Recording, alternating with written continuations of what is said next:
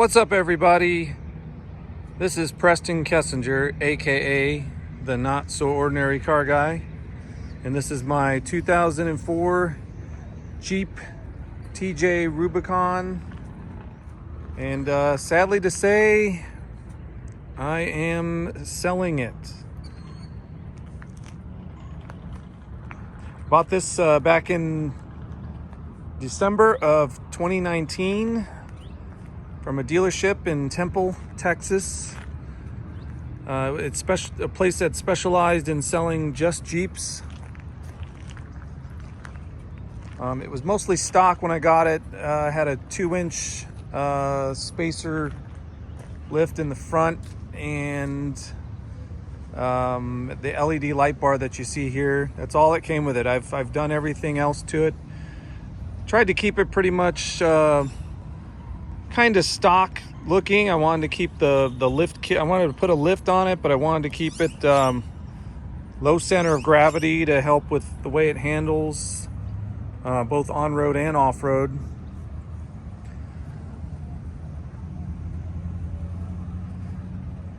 You can see here it comes with a like a, I don't know what color you'd call it, champagne, no, maybe tan or gray, I don't know. It's whatever's not the black hard top, but it has a hard top. The glass is tinted on both the hard top and the side windows. Comes with a warranty on the window film, a company called Reno. It's been great so far. The Jeep has, like I said before, a lift kit on it. It's called the Zone 4.25-inch combo lift. And the combination is a combination of coil springs and a body lift. It has 3-inch lift on the coil springs that you see here, and a 1.25-inch body lift, which is a little harder to see, but when you look at the frame mounts, they are lifted. It lifts the body up off the frame, allows you to not have to put a belly pan skid spacer that a lot of Jeeps that are lifted have to do, and it also saves you from having to get aftermarket drive shafts. So I felt that was a definite plus of this particular lift. This Jeep is sitting on 35-inch BF Goodrich KM3s that have just over 5,000 miles on them, roughly. I've only put about 7,000 total miles on this Jeep since I bought it. It was mainly the weekend outing vehicle. Occasionally take it to work, such as today. This is filming this during my lunch break here. But wanted to give you a better overall look around of the 04 TJ. This rear tire carrier is made by a company called or-fab. I'm not sure if they're still in business, but excellent tire carrier. Has room for 2 5-gallon jerry cans, and can accommodate a high lift jack right here just by taking these out. And I kind of fabbed the third brake light to work with it, so it can pass inspections and such. This right here is the Smitty built XRC Classic rear bumper for the TJ. And down here, this is the Rockman gas tank skid plate, which is very beefy, very stout. This thing takes abuse. It also lifts the fuel tank up about 1 inch, which takes advantage of that body lift. So you get a little bit better departure angle, as well as extra protection. I really like the way this turned out. I've got the receiver hitch built into this bumper. And you can see our 4-pin wiring harness right here. The spare tire, you can see the rim doesn't match the others, which is the Quadratec 15-inch wheels. I forgot the name exactly to provide that. I had originally bought a set of 5 Goodyear Wrangler MTRs from another fellow Jeep owner. And I've been a big fan of those tires in the past when I've bought them new, but for whatever reason, these would not balance very well. And so I replaced them with the BF Goodrich KM3s and these aluminum wheels instead of steel. And those have balanced much more nicely. I still kept the spare around. That way I didn't have to buy a new one. And this is the exact same size tire and wheel combination. So if you're in a bind, I think this will be just fine. It holds air, and it's same size, so it'll definitely make a good spare tire for this, whether you're off-roading or on-road. You can see the LED light bar. Replace the headlights with some LED headlights. They work great. I can show those in just a second. Go ahead and show you the inside here.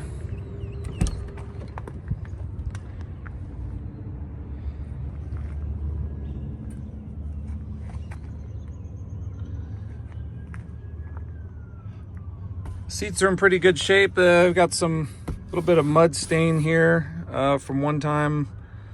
Mud came in through the window. I was on an off-road trail, and I mean, it gives it a little bit of character, I think. This is the original factory steering wheel, the original leather that came on it.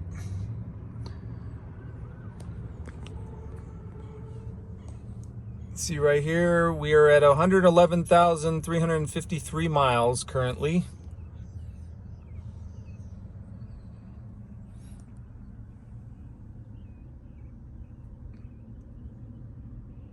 This comes with the 5-speed manual. You can see the axle lock button right here for your front and rear locking differentials. They come with the Rubicon. And inside the Dana 44 axles. This back seat is a replacement. The original factory ones don't come with headrests, and I have 2 young girls that rode back here quite often with me. I wanted to make sure they had headrests, so we bought this Best Top foldable back seat. It's very nice. It's made out of this material that kind of resists staining, resists water. It's not quite vinyl, but it's pretty comfortable. And it folds up a little bit more tucked away than the factory one does, giving you a little bit extra room in the back. Let's hop in here.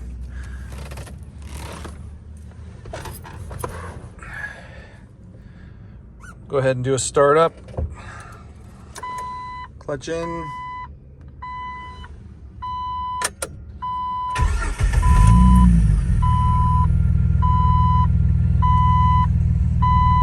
See, no engine codes. Stereo works. It's got CD player. The AC works and blows pretty cold. Last summer it did start to warm up. I put in some new R34 refrigerant, and it's been pretty cold ever since.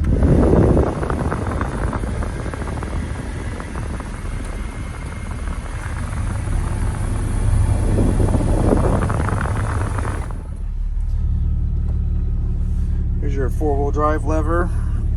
This goes 2 high to 4 high, and then to go into low, we've got to be rolling a little bit and in neutral. But that also works.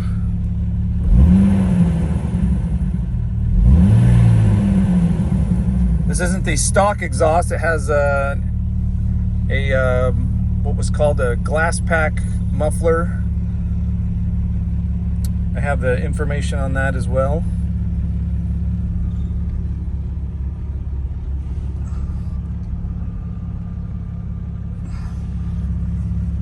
Go ahead and turn the lights on here.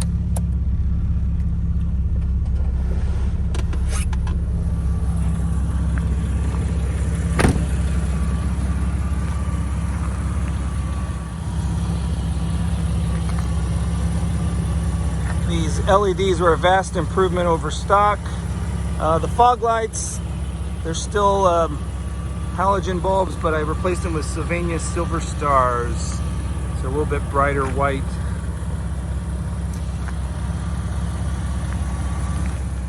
Went ahead and turned the LED light bar on. This light right here is not working. I haven't really figured out the culprit there. That might explain. I do get a battery drain if it doesn't start for a few days. If you don't start it for a few days, it won't start. The battery is dead and you have to jump start it. Once you do, it jump starts just fine.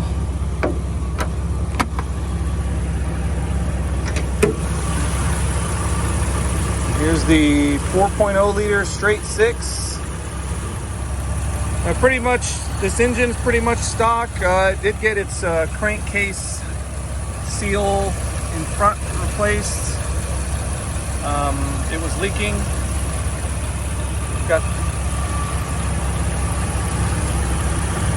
I installed a fuel injector, new fuel injectors, and the heat shield there because these tend to get a lot of heat soak when they run hot. Got a relatively new PA Performance alternator, 160 amps. That's an upgrade from the factory. These motor mounts made by Brown Dog Off-Road. They help accommodate that body lift. When you lift the body, the engine needs to be lifted as well. This is the Odyssey Extreme AGM absorbed glass mat battery. It's also not that old, about a year and a half. And it also has new battery cables that go along with it, kind of help with the new alternator. I wanted to get a good power setup.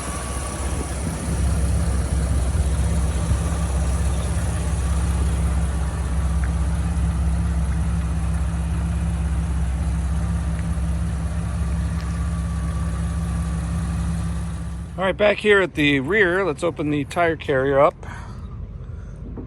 I normally put a padlock right here to lock it.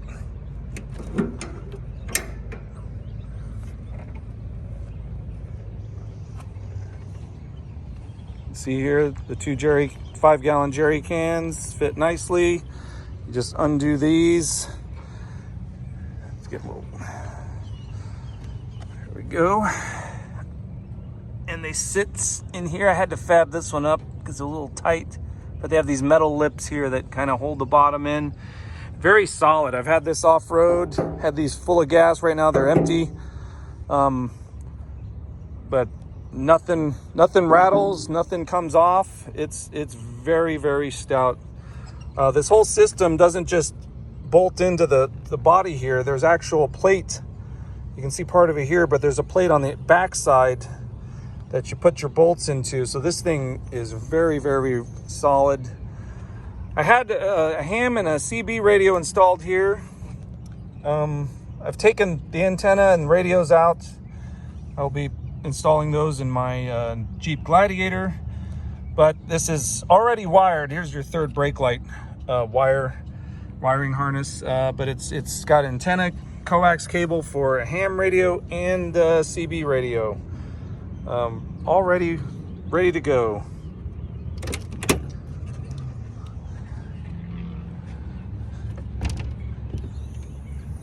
All right, here's that best top back seat. You can see TJs don't have a whole lot of space in the back, but once you release, actually first you got to recline the seat. the lever here. You can push that down. Folds up and out of the way, and you've got plenty of room. It's about as roomy as the back of a JKU, I would think. Not as wide obviously, but it goes back pretty far. That's about maybe 1.5 to 2 feet. No, I'd say that's a good 2 feet right there. So fit a lot of gear back here when when the back seat's folded up, or whatever you need to bring with you. And to put that back, you just grab this. It just hooks in place. Push the seat belts, buckles back through, and there you go. The struts on this hardtop are still pretty good. You can see.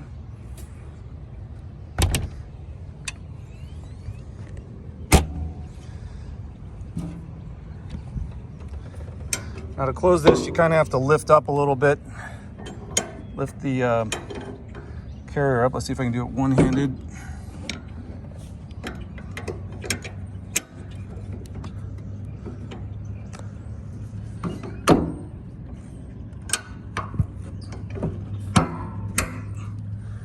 There we go. It's pretty much a two-handed job, but I managed to do it right there. Here's the padlock that I'll include with this. It's all weather. And not only does it keep this from opening, but it also locks everything back here nicely.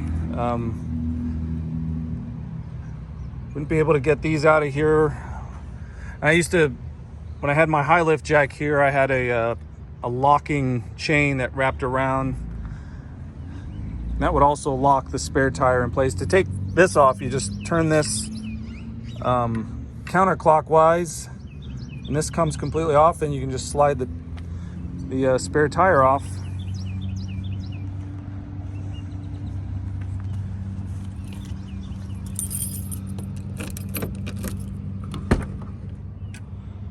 Here's the passenger side.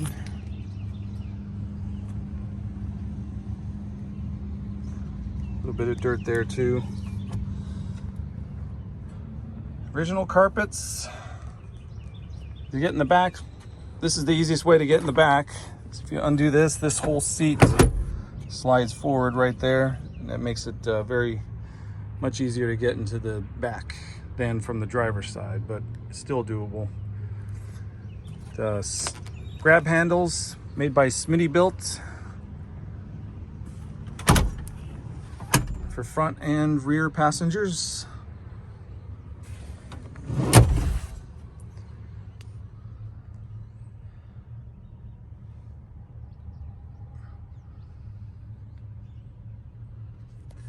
This right here is like a Velcro, not really Velcro, but I had a USB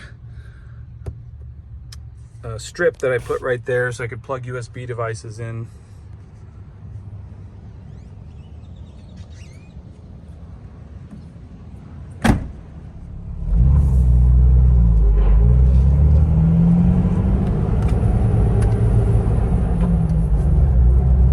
See the windshield wipers work.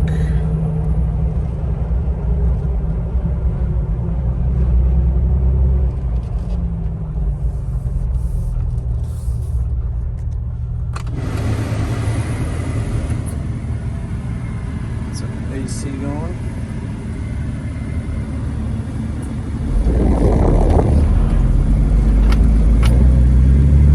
The windshield has a minor crack. It's split off from this star. But it hasn't seemed to be growing any much more than that.